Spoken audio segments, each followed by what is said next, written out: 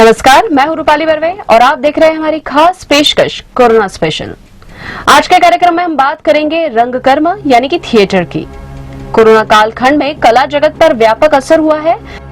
रंगकर्म भी इससे अछूता नहीं रहा। नाट्यकर्म कला का जीवंत माध्यम है। इसमें कलाकार और दर्शक प्रत्यक्ष एक दूसरे से जुड़े हुए होते हैं। ऐसे में सोशल डिस्टेंसिंग के चलते नाटक की कल्पना भी बेमानी है।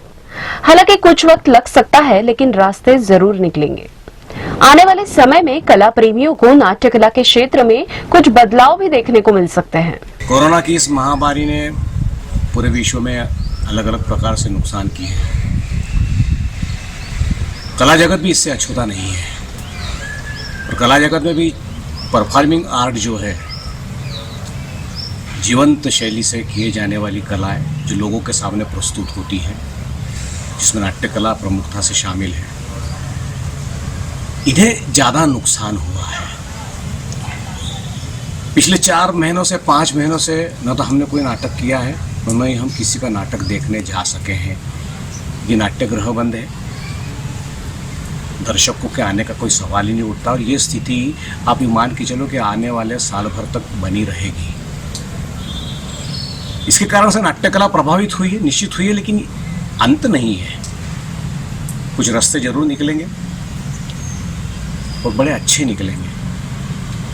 ये बात निश्चित है कि ऑडिटोरियम पूरे भरे हुए आपको नहीं मिलेंगे, लेकिन उसका एक फ़ायदा ये है कि आप सिर्फ एक ही शो नहीं करेंगे।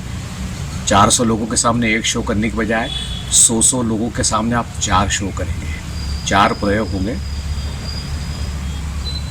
आप ज़्यादा शो कर पाएंगे। और एक जो बहुत बड़ी बात है, कुछ कास्ट के ऊपर जो फर्क पड़ने वाला है, हमें पैसा कम खर्च करना है, तो नाटक के लिए जो जगलरी का वहाँ पर किया जाता था, जो ज़्यादा अतिरिक्त पैसा प्रोडक्शन पे जो खर्चा होता था, उसको कम किया जा सकता है, किया जाना चाहिए।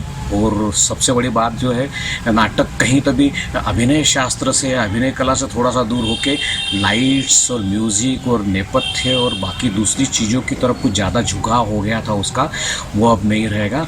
आप शुद्ध अभिनय करते हुए नाटक करेंगे। और जो बड़ी बात, नाट्य लेखन कुछ जगह कुछ भाषाओं में लगभग मृतप्राय है, तो नाट्य लेखन बढ़ेगा।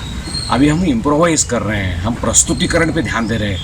अब हम सिर्फ नाट्य लेखन और उसके अभिनय शैली से प्रस्तुतिकरण की तरफ ध्यान देंगे, तो एक नई चीज़ जो पुराने ज़माने से चली आ रही, वो फिर से डेवलप होगी। कला कभी मरती नहीं है। निश्चित ही नाट्य कला के लिए बुरा दौर है, लेकिन कलाकार इस समय को सकारात्मक रूप से भी ले रहे हैं।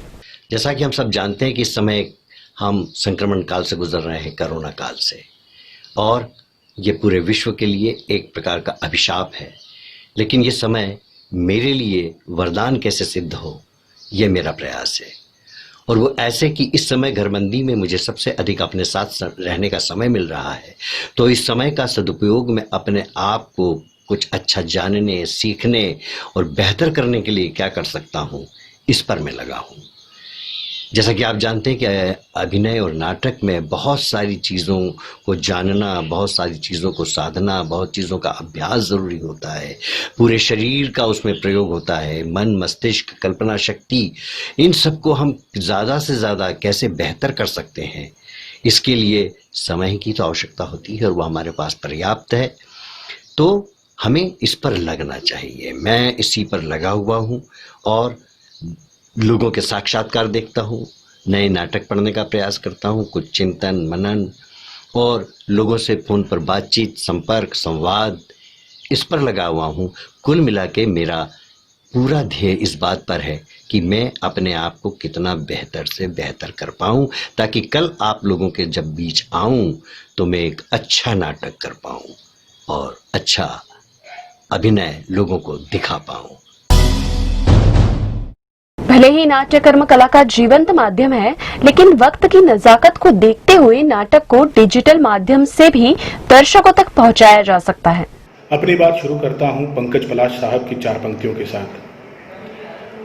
अभी किरदार वो लम्हा गुजरेगा कहानी में, बिछड़कर खुद से खुद को ही पुकारेगा कहानी में। दुआओं में बदलते हैं ये सूखी झील के आंसू, इन्हीं का दर्द बादल को उतारेगा कहानी में। जी हाँ साहब, रंगमंच अबोले को बोलने की कला है। ये वो आविष्कार है जिसने दुनिया को भावनाओं की भाषा दिखाई है। लेकिन अब कोविड-19 कोरोना के चलते यही रंगमंच जो पहले से ही वेंटिलेशन पर था, वही अब अपनी अंतिम सांसें लेने लगा है। और यदि इसका उपचार ना हुआ तो ये शायद दुनिया की सबसे बड़ी हार हो जाएगी और इस धरती पर मनुष्य नहीं, भावहीन मशीनें घूमती नजर आएंगी। इस पर याद आई वसीम बरेलवी साहब की दो पंक्तियां कि वो मेरे घर नहीं आता, मैं उसके घर नहीं जाता, कि वो मेरे घर नहीं आता, मैं उसके घर नहीं जाता, मगर एहतियातों से ताल्लुक मर नहीं जाता। जी हाँ, अब यदि आप चाहते हैं कि रंगमंच फिर से जी उठे तो आपको ही आगे आना होगा। आपको फिजिकल डिस्टेंसिंग रखनी है, भावनात्मक नहीं।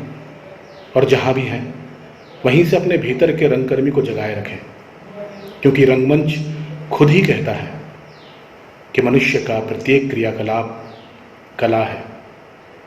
तो आप अपनी इन कलाओं को रोक तो नहीं सकते, बस आवश्यकता है तो उसे मंच देने की, और आपके पास ही है वो मंच। फिलहाल के लिए डिजिटल हो जाओ, फिर से मिलेंगे अपने उसी पुराने मंच पर, उन्हीं पुराने रंगों के साथ।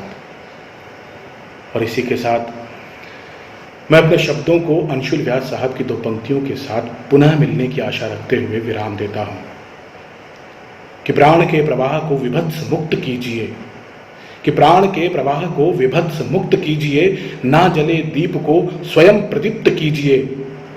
परम पुण्य पाप के प्रमाण का है वक्त ये, अंत के भ्रमत्व को स्वयं उन्मुक्त तृप्त कीजिए। इसमें कोई भी संदेह नहीं कि कला जगत के लिए यह बुरा दौर है, लेकिन यह हमेशा के लिए ऐसा ही नहीं रहने वाला। जल्दी वह समय भी आएगा जब मंच भी होंगे, नाटक भी होंगे, कलाकार भी होंगे और दर्शक भी होंगे।